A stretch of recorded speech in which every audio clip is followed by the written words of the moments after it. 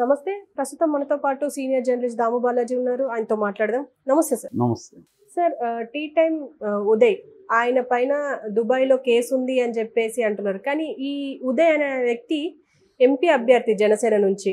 So ఇది కాకినాడలో పెద్ద దెబ్బపడే అవకాశం ఉంది పవన్ కళ్యాణ్కి అని చెప్పేసి చాలా మంది మాట్లాడుకుంటున్నారు కూడా. సో నెక్స్ట్ ఏం జరగబోతుందంటారు? అంటే ఈ కేసు ఏంటి, ఈ కేసు వివరాలు ఏంటి? మాట్లాడితే పవన్ కళ్యాణ్ ఏమంటుంటాడంటే, వైసీపీ గుండాలని నేను మోకాళ్ళ మీద పరిగెత్తిస్తా, మోకాళ్ళ మీద నడిపిస్తా, దోగాడిస్తా, లేకపోతే కడ్రాయిల మీద తిప్పుతా, ఇలా తోలు తీస్తా, తొక్కదీస్తా, ఇలా మాట్లాడుతుంటాడు. ప్రతి సమావేశంలో ఆయన ఊగిపోతూ మాట్లాడేది ఇది. ఆయన వస్తే ఆయన ఏమి అభివృద్ధి చేస్తాడనేది ఇప్పటివరకు నేను వినలేదు స్పీచ్లో. ఎంతసేపు వైసీపీ వాళ్ళని ఎలా హింసిస్తాను అనేది ఆయన చెప్తున్నాడు. మరి అట్లాంటప్పుడు వైసీపీ వాళ్ళు వీళ్ళని హింసించడంలో ఇబ్బంది ఏముంది? నువ్వు కూడా అదే కదా చేస్తావు. సో వాళ్ళు అదే చేస్తున్నారని చెప్పేటప్పుడు నేను అది చేయను, నేను లీగల్గా వెళ్తానని చెప్పాలి. కానీ మోకాళ్ళ మీద ఇతను ఎలా నిలబెట్టిస్తాడు ఎవరినైనా? ఇతను ఏమన్నా స్కూల్లో టీచరా? స్కూల్లో టీచర్ నిలబెడితేనే సస్పెండ్ చేస్తున్నారు ఇవాళ. సో ఇలా మాట్లాడుతుంటాడు. ఇప్పుడు అతనికి ఒక పెద్ద ప్రాబ్లం వచ్చింది. అదేంటంటే పవన్ కళ్యాణ్కి బాగా ఫండ్ ఇచ్చి పవన్ కళ్యాణ్ ఆ వారాహి వెహికల్ని ఇచ్చింది కూడా ఇతనే అని చెప్తున్నారు. తంగిళ్ళ ఉదయ్ శ్రీనివాస్ ఇతని పేరు.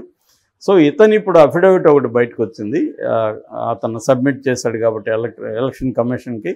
ఆ అఫిడవిట్లో కొన్ని అబద్ధాలు ఉన్నాయనేది వైసీపీ వాళ్ళు బయటికి తీశారు. సో దాంతో ఆ క్యాండిడేట్ మీద వైసీపీ కొంత గ్రౌండ్ వర్క్ చేసింది, ఇన్వెస్టిగేషన్ చేసి కొన్ని విషయాలను బయటపెట్టింది. ఫస్ట్ ఏంటంటే అతని ఎడ్యుకేషన్. మొన్నటి వరకు అతను ఏం చెప్తున్నాడు అంటే, నేను ఎలక్ట్రికల్ ఇంజనీరింగ్ అండ్ కమ్యూనికేషన్ చేశాను, అది కూడా టీఆర్ఆర్ ఇంజనీరింగ్ కాలేజీలో చదివాను. దాని తర్వాత నేను దుబాయ్కి వెళ్ళి అక్కడ సాఫ్ట్వేర్ ఇంజనీర్గా పనిచేశాను. అక్కడ నాకు నేను అనేక వ్యాపారాలు చేశాను. ఆ డబ్బులతో టీ టైమ్ అనే ఒక చైన్ టీ షాపుల్ని పెట్టాను, అది సక్సెస్ అయింది అనేది ఆయన చెప్పుకుంటూ వచ్చాడు. కానీ అఫిడవిట్లో ఏం చూపించాడంటే ఆయన చదువు ఇంటర్మీడియట్. సో వీడి ఇంటర్మీడియట్తో సాఫ్ట్వేర్ జాబ్ ఎలా చేశాడు అని వాళ్ళకి డౌట్ వచ్చింది. దాంతో వీళ్ళు ఇన్వెస్టిగేట్ చేశారు. ఇన్వెస్టిగేట్ చేస్తే దుబాయ్లో ఇతను సాఫ్ట్వేర్ ఉద్యోగం చేయలేదు. ఇతను యాక్చువల్గా అక్కడ క్రికెట్ బుకీగా ఉన్నాడు. బుకీగా ఉండి బెట్టింగ్లో వ్యాపారం చేశాడు, దాంట్లో డబ్బులు సంపాదించాడు.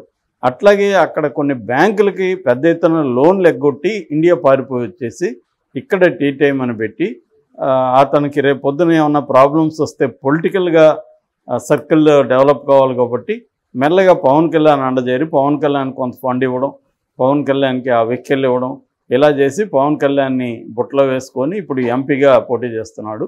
ఎందుకు ఎంపీగా పోటీ చేస్తున్నాడంటే నేషనల్ వైడ్ రేపు సెంట్రల్లో అతనికి పరుపుతుంటే ఈ కేసుల నుంచి ఎస్కేప్ అవ్వచ్చు అనేది అతని ప్లాను అన్న ఒక నెరేటివ్ని తీసుకొచ్చారు. దీనికి సంబంధించి ఆల్రెడీ దుబాయ్ గవర్నమెంట్ లుకౌట్ నోటీసులు కూడా ఇష్యూ చేసిందని, ఆ లుకౌట్ నోటీసులను కూడా వీళ్ళు సోషల్ మీడియాలో షేర్ చేస్తున్నారు.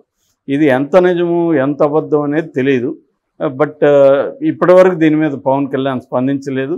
అట్లాగే ఉదయ్ శ్రీనివాస్ కూడా స్పందించాల్సి ఉంది. అంటే వాళ్ళు తీసుకొచ్చింది నిజమా కాదా, బ్యాంకులకి తన లోన్లు ఎగ్గొట్టాడా లేదా, ఈ విషయాలన్నీ చెప్పాల్సిన అవసరం ఉంది. ఎందుకంటే ఇప్పుడు ఎన్నికల్లో అది పెద్ద మైనస్ అయ్యే అవకాశం ఉంది. అక్కడ ఆయనకి ఉదయ్కి మైనస్ అవుతుంది కాకినాడలో. ఓవరాల్గా పవన్ కళ్యాణ్కి కూడా ఇబ్బందికరంగా ఉంటుంది. ఎందుకంటే పవన్ కళ్యాణ్ నేను గుండాయిజానికి వ్యతిరేకంగా పోరాడుతున్నాను, లేకపోతే నేరస్తులకు వ్యతిరేకంగా మాట్లాడుతున్నాడు. నీ క్యాండిడేటే నేరస్తుడు, నీ క్యాండిడేట్ ఒక దేశం నుంచి పారిపోయి వచ్చాడు, ఒక దేశం లుకౌట్ నోటీసులు ఇచ్చింది, బ్యాంకులకి డబ్బులు ఎగ్గొట్టిన క్యాండిడేటు నువ్వు పెట్టావు, అతని దగ్గర నుంచి నువ్వు కూడా డబ్బులు తీసుకున్నావు అన్న ఒక నెరేటివ్ని వైసీపీ వాళ్ళు బలంగా తీసుకెళ్లే అవకాశం ఉంది. దానివల్ల ఖచ్చితంగా పవన్ కళ్యాణ్కి ఏదో ఒక మేరకు నష్టం జరుగుతుంది. మామూలుగా దుబాయ్లో లోన్లు ఎగ్గొట్టడం అనేది వెరీ వెరీ కామన్ అనే అనేక రిపోర్ట్లు ఉన్నాయి. మన ఇండియన్స్ ఏంటంటే ముఖ్యంగా కేరళ, తమిళనాడు, మహారాష్ట్ర ఈ 3 రాష్ట్రాల వాళ్ళు ఎక్కువగా దుబాయ్లో యూఏఈ అంటారు, ఆ యూఏఈలో లోన్లు తీసుకోవడం, ఎగ్గొట్టి వచ్చేయడం. అట్లా వీళ్ళు వదిలేసిన కార్లే అక్కడ చాలా ఉన్నాయంట. మొన్న గల్ఫ్ న్యూస్ ఒక రిపోర్ట్ పెట్టింది. 2015-2019 మధ్య దాదాపు 8,34,000 కోట్లు, అంటే 8 లక్షలు వేసుకుంటే రఫ్గా 8 లక్షల కోట్లు బ్యాంక్ రుణాలని ఇండియన్ సిటిజన్స్ అక్కడ ఉన్న పనిచేస్తున్న వాళ్ళు ఎగ్గొట్టారని గల్ఫ్ న్యూస్లో డీటెయిల్గా రిపోర్ట్ ఇచ్చారు. వాళ్ళ లాస్ ఏంటి, ఇంటర్నేషనల్ లాస్ ఏంటి, దీనికి సంబంధించి ఇవన్నీ కూడా రిపోర్ట్లో ఉన్నాయన్నమాట. అంటే వీళ్ళు ఏం చేస్తారంటే అక్కడికి వెళ్ళడం, అక్కడ పనిచేయడం, అక్కడ అడ్రస్లు పెట్టి మ్యానిపులేట్ చేసి కొంతమంది ఇక్కడ numbers, phone numbers, Indian numbers ఇచ్చేసి ఇండియాలో అడ్రస్లు రాంగ్ చూపించి లోన్స్ తీసుకోవడం, వచ్చేసేయడం. ముందే ఆ లోన్స్ డబ్బుల్ని ఇండియన్ బ్యాంక్స్లోకి వేసుకోవడం, వచ్చేసిన తర్వాత ఆ బ్యాంకులు ఇంకా ఫోన్లు చేస్తూ ఉంటారు. అలాగా చాలామంది ఈవెన్ తెలుగు రాష్ట్రాల వాళ్ళు కూడా ఇదే పని చేస్తున్నారనే రిపోర్టు దాంట్లో వచ్చిందనమాట. సో అయితే ఎక్కువగా చేస్తుండేది ఈ 3 రాష్ట్రాలు, కేరళ, తమిళనాడు, మహారాష్ట్ర. మనకు తెలుసు ఎక్కువగా ఉండేది కేరళ వాళ్ళు. అక్కడ వీళ్ళైతే వ్యాపారాలు కూడా చేస్తారు. అక్కడ వ్యాపారం చేయాలంటే అక్కడ వాళ్ళ పేరుతోనే చేయాలి. ఎవరన్నా వాళ్ళల్లో ఎవరినో పట్టుకోవడం, వాళ్ళకి డబ్బులు ఇచ్చేయడం, వాళ్ళ పేరుతో వ్యాపారం స్టార్ట్ చేయడం, ఆ వ్యాపారం పేరుతో లోన్లు తీసుకొని వీళ్ళు పారిపోయి ఇచ్చేయడం, ఇట్లాంటివి చాలా చేస్తున్నారు. అంటే 8 లక్షల కోట్లు అంటే ఇట్స్ నాట్ ఏ జోక్ అనమాట. సో అలాగా ఉదయ్ శ్రీనివాస్ కూడా ఇలాగే చేశాడు.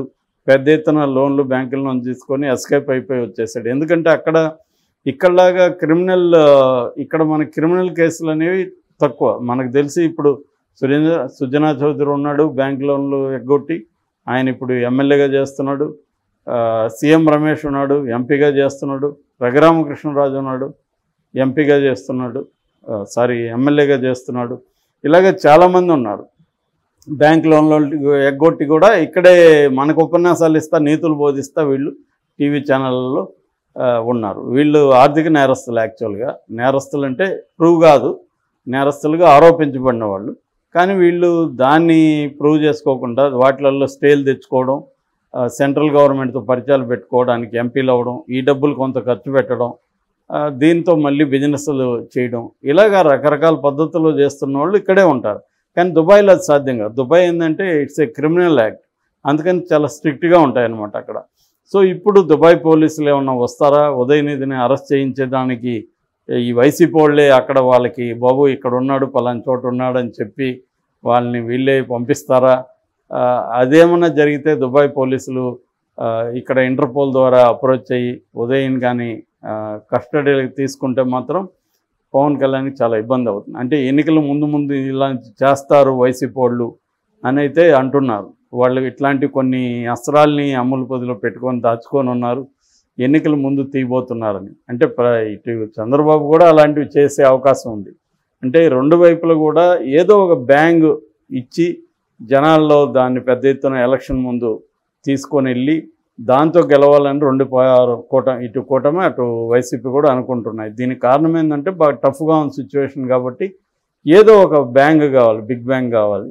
సో మామూలుది జోల్ట్ సరిపోదు, సెన్సేషన్ కావాలి. అలాంటిది ఇప్పుడు వైసీపీకి ఉదయ్ శ్రీనివాస్ ఇష్యూ దొరికింది. సో ఉదయ్ శ్రీనివాస్ అక్కడ ఏ బ్యాంకులకి కొట్టాడు అవన్నీ కూడా వాళ్ళు కలెక్ట్ చేస్తున్నారని చెప్తున్నారు. ఆల్రెడీ లుకౌట్ నోటీసులు అయితే వాళ్ళు షేర్ చేస్తున్నారు. నేను కూడా లుకౌట్ నోటీస్ చూశాను. కానీ లుకౌట్ నోటీస్ని ఆన్లైన్ మనం ఇప్పుడు క్రియేట్ చేయడం కూడా పెద్ద కష్టమేం కాదు. సో అది నిజంగానే లుకౌట్ నోటీసా, నిజంగా అయినా బ్యాంకులో లోన్ ఎగ్గొట్టి వచ్చాడా అనేది తెలియాలి. అది కానీ ప్రూవ్ అయితే నిజమైతే మాత్రం వైసీపీ వాళ్ళు అయితే దాన్ని వదిలిపెట్టరు. ఎందుకంటే పవన్ కళ్యాణ్ మీద అన్ని అస్త్రాలు వైసీపీ ట్రై చేస్తుంది. సో వదిలిపెట్టరు. కాబట్టి ఉదయ్కి ఒకవేళ చేస్తుంటే మాత్రం ఉదయ్కి కష్టాలే, పవన్ కళ్యాణ్ కూడా కష్టాలే వస్తాయి.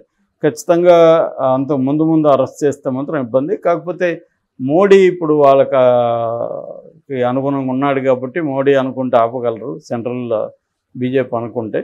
మరి ఆ రకంగా పవన్ కళ్యాణ్ ఆపించగలరా అనేది చూడాలి. కానీ దుబాయ్ పోలీసులు వస్తే వీళ్ళు ఆపగలరా అనేది చూడాలి. ఏదేమైనా ఇబ్బంది అవ్వచ్చు.